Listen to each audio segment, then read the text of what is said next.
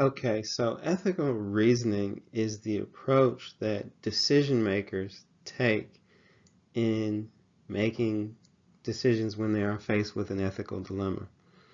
All right, and here we see two broad categories. The first being your duty-based categories, and the second being your outcome-based categories. So let's start with the outcome-based. It's really the more narrow of the two approaches, and the outcome-based is really um, that we want to take a look at um, how this decision affects the company's stakeholders. So all of those entities from the previous slide. All right. Whereas duty-based would allow for an even broader consideration.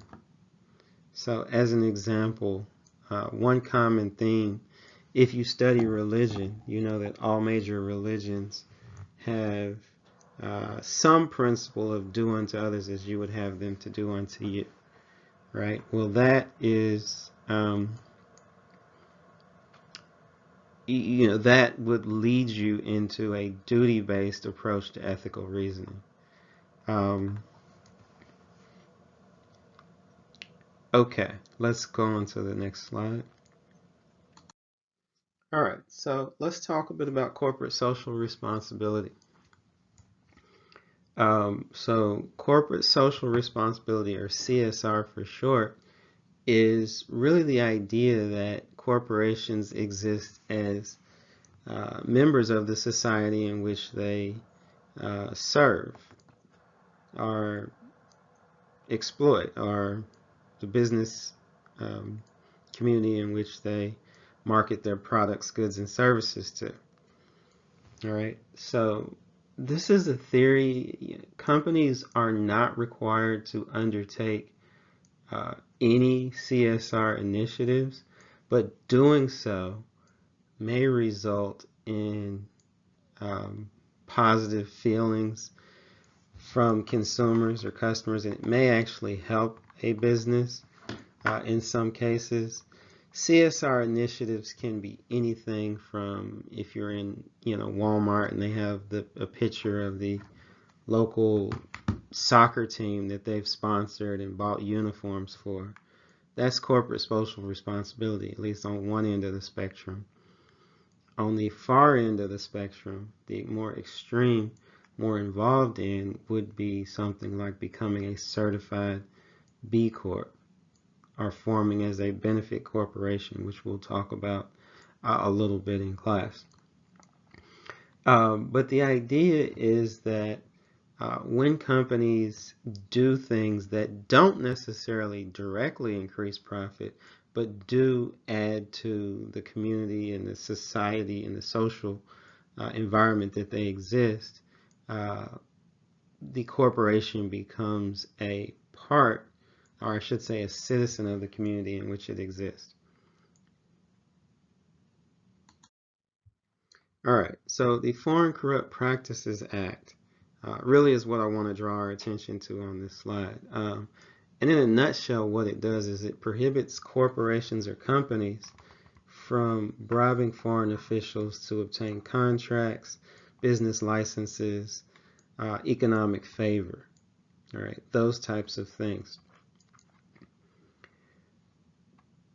So the reality is that business in the United States is different from business in China, which is different from business in Colombia and South America, right? And there are some ways in which business and corruption are much more closely aligned than we like to think of in the United States. In other words, there are some geographic regions where the way a business license is gotten is you pay off a certain government official. Right? Prior to the Foreign Corrupt Practices Act, businesses were able to do those types of things just as a cost of doing business. Right? Post FCPA, it's more difficult. You have to lobby for change. in the foreign nation that you would like to do business with, and approach it that way. But that's just a little bit. We'll go deeper in class.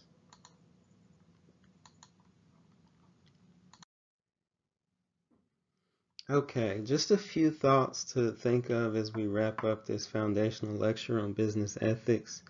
When we're talking about larger businesses, corporations, the tone at the top is important. In other words, if employees perceive management as corrupt, not ethical, dishonest, then that is going to frame business decision making throughout the entity, right, or throughout the business.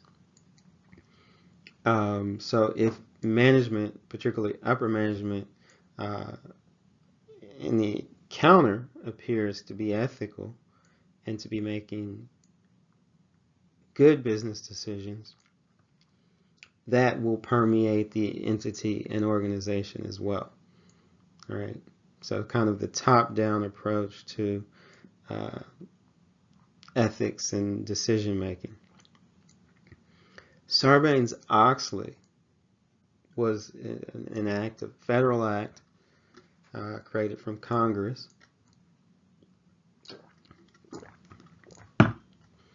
and what it did, well, it was actually in direct response to the Enron debacle, which may not be familiar to you, but we'll study a bit in class. And the Enron debate, or the Enron